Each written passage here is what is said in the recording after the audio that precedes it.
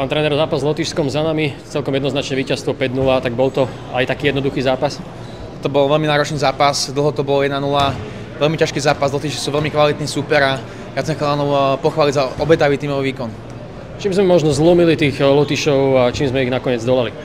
My sme ich lámali celý zápas a tie momenty nastali hlavne v tej druhej tretine, kde sme ako tým ich zavreli v útočnom pásme, prestriedali sme si ako tým, spoločne sme ich unavili, dali sme tam aj veľmi dôležitý gól na 2-0 a potom v tretej tretine sme hrali vyspelý hokej 60 minút.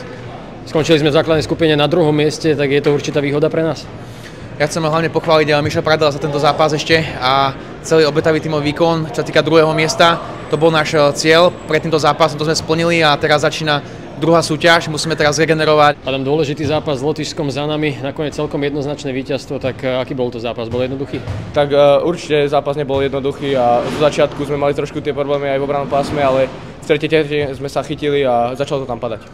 Čo možno bolo kľúčom k tomu úspechu, aby sme Lotyšov zdolali a v podstate vyhrali 3 zápasy v základnej skupine? Tak hlavne tímovosť, to nás dobilo, myslím si, že celú základnú časť a teraz to iba pretaví do štvrťfinále. Tebe sa to zlomilo v tomto zápase, tak ako to hodnotíš, ako to vidíš, ako si videl tie svoje góly? A tak čapoval mi to tam Tomáš Chrenko ako celú sezónu a som rád, že mi to padlo a dúfam, že mi to bude padať aj ďalej.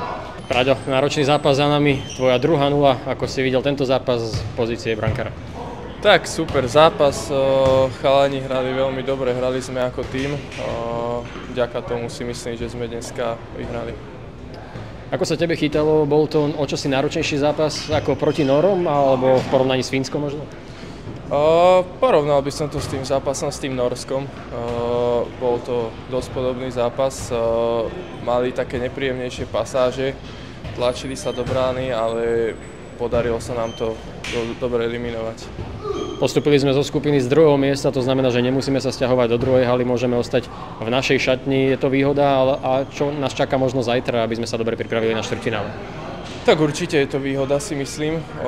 Už to prostredie máme nejako očúkané, čiže to je výhoda a zajtra dobre zregenerovať a pripraviť sa na štvrťfinále.